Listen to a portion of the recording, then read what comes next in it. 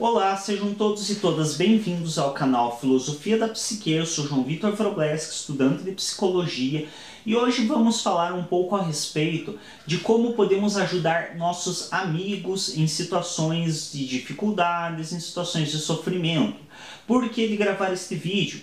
Porque frequentemente pessoas comentam nos vídeos, ou eu vejo pessoas falando: ah, meu amigo, ou tem uma amiga que está sofrendo tanto, eu gostaria tanto de ajudar essa pessoa.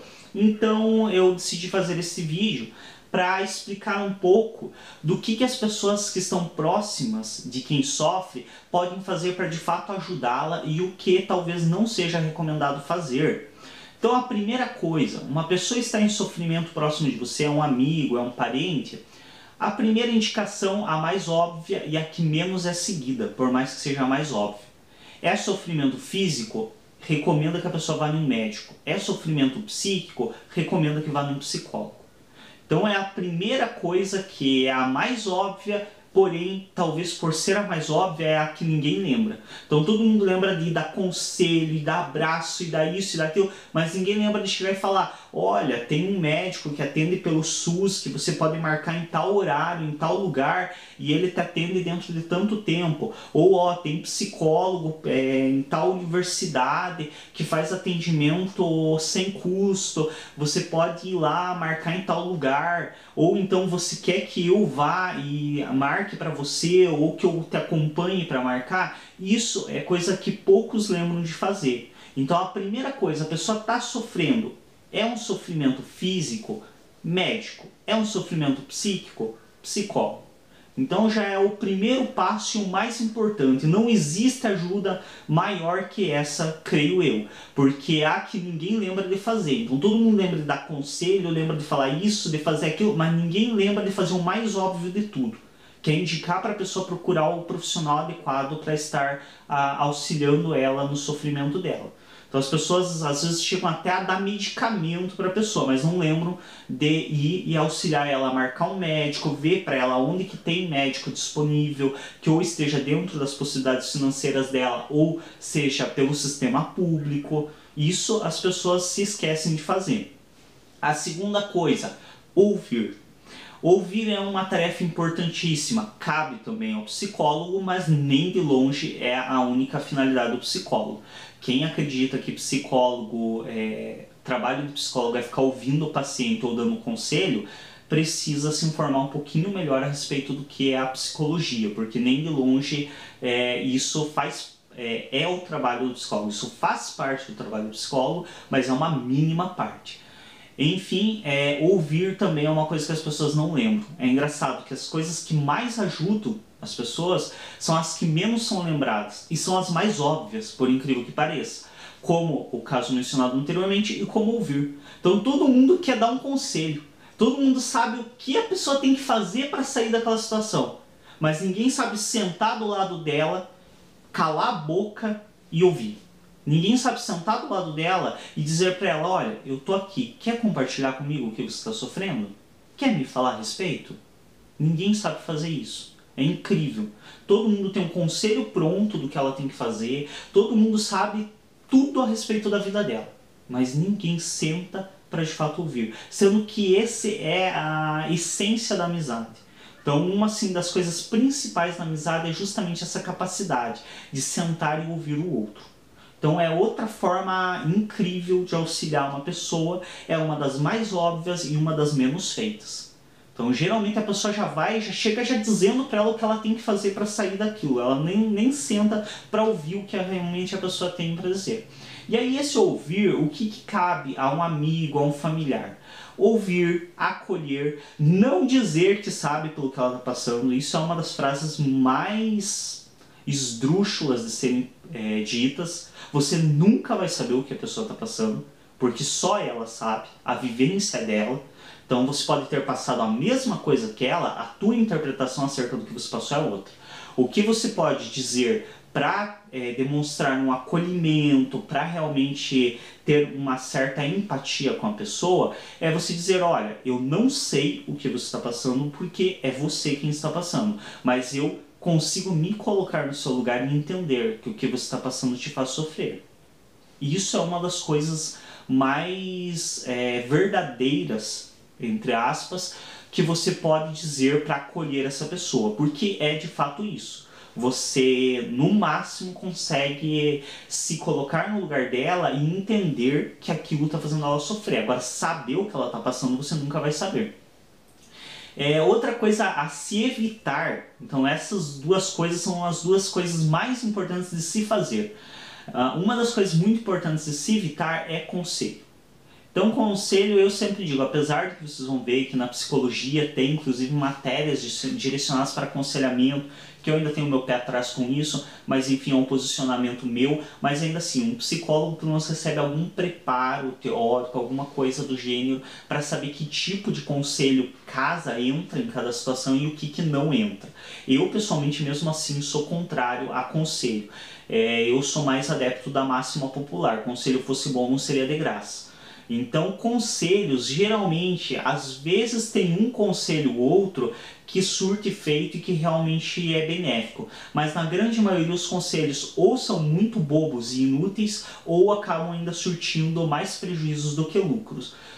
Do tipo, por exemplo, o sujeito vem se queixando que o casamento dele está ruim e o belo amigo dele aconselha a largar a mulher. Nossa, que belo conselho. Imagina, ele achou que ele era um gêmeo siamês da mulher, ele não podia se separar, eles estavam interligados pelos nervos e pela carne.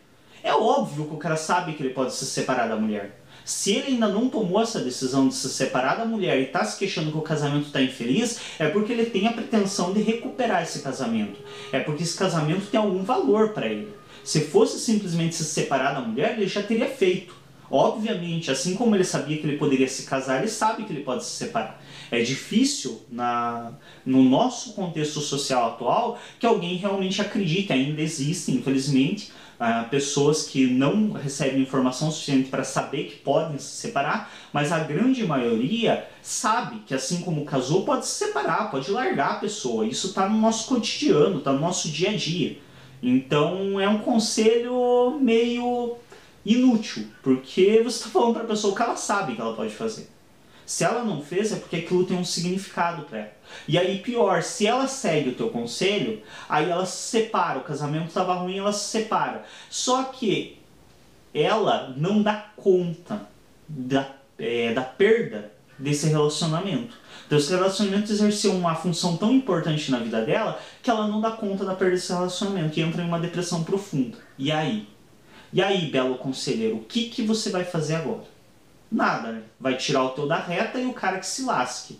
Então, são conselhos, assim, conselhos prontos que não são legais, geralmente não surtem efeito positivo e muitas vezes podem gerar muito mais danos do que lucro. Então, esse tipo de conselho é o máximo a ser evitado, assim. Conselhos que são úteis, que nem eu mencionei anteriormente. Conselho de ir em um médico, conselho de ir em um psicólogo. Aí muitas vezes pode falar, mas ele também sabe que ele pode ir em um médico. Sabe, mas às vezes ele não sabe aonde ele pode encontrar um médico.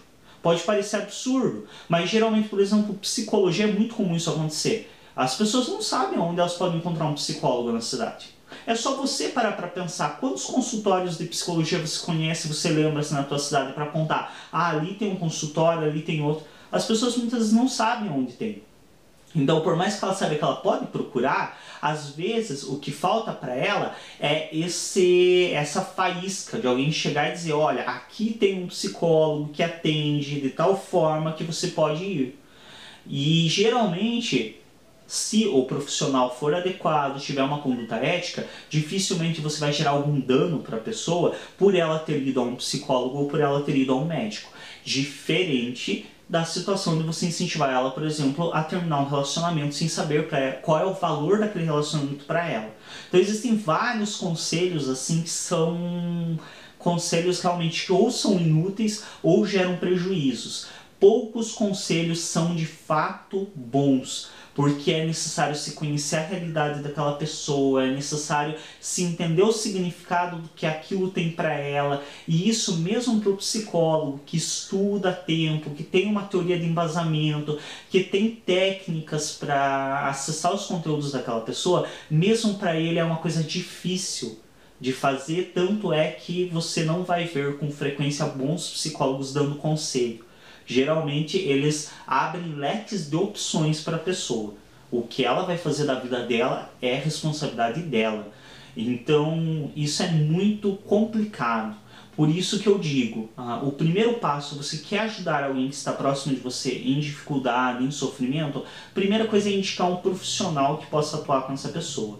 E aí, em segunda instância, é realmente acolher essa pessoa. É sentar e ouvir. E literalmente ouvir, sem querer decidir pela pessoa, sem querer dar conselho para o que ela deve fazer. O que ela deve fazer é ela quem vai decidir. O que você pode fazer é ouvir, acolher e talvez expressar: olha, eu faria isso, mas é porque o meu sistema é esse, é porque eu me entendo assim.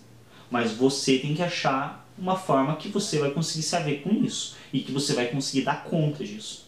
Então esse é o melhor procedimento que um amigo pode fazer, que um parente pode fazer diante de uma pessoa que ou está com depressão, ou terminou um relacionamento. Uma coisa muito boba também que eu vejo, às vezes a pessoa termina um relacionamento, os amigos tudo, vamos pra farra, vamos beber. Em geral, isso também não ajuda muito. Por quê? Porque esse sujeito ele vai, bebe. Às vezes, naquele momento, ele pode até esquecer da tristeza que ele estava sentindo. Porque ele foi para um outro tópico, que é a euforia. Então, ele saiu entre o senso comum entendido como estado depressivo, que é aquela angústia, aquela sensação ruim de ter terminado um relacionamento. Aí ele sai com os amigos, ele passa pro topo, pra euforia. Só que isso não é legal. Por quê? Porque a hora que ele ficar sozinho, que esses amigos saírem de cena, ele vai cair para um estado depressivo ainda mais intenso. Então, quanto maior for o pico de euforia, maior é a queda para o estado depressivo quando passar essa euforia. Então, a ideia, quando uma pessoa está muito triste, está muito abatida, não é você deixar ela ao máximo alegre, você deixar ela... Não. A ideia é você estabilizar ela no centro. Então você pode até passar um pouco do centro para ela conseguir recuperar um pouco de energia, ter alguns momentos de felicidade, mas a ideia é que ela permaneça aqui. A ideia não é ela ficar oscilando, subir e descer, subir e descer. Então a ideia não é que ela saia com os amigos, tenha uma noite feliz, divertida, alegre, daí chegue em casa sozinha, caia num estado depressivo enorme porque terminou o relacionamento e já passou aquele momento de euforia e ela voltou porque ela estava agora um pouco ainda pior. Então não é essa a ideia. A ideia é estabilizar essa pessoa para que ela consiga se entender com aquilo. Então também é uma coisa meio duvidosa. Para alguns pode até funcionar, mas é de se questionar se realmente é o adequado. E aí depende de cada um. Você convida, vamos beber, vamos para a festa, a pessoa vai, beleza, é aquilo para ela que faz sentido. Mas muitas vezes as pessoas insistem, não, mas vamos. Não é assim. Às vezes para aquela pessoa não faz sentido isso. Não faz sentido em um momento que ela está triste ela ir beber. Se bebida fosse cura para alguma coisa, metade da população não teria doença nenhuma. Porque hoje uma das coisas que principalmente a população brasileira mais sabe fazer é beber. Então tem que também ter cuidado com essas coisas que são meio duvidosas aí, que às vezes são feitas pelos amigos em uma tentativa de ajudar, mas muitas vezes não ajuda tanto e pode acabar ainda atrapalhando mais do que ajudando. Então são coisas do dia a dia, ninguém tem a obrigação também de saber isso a priori.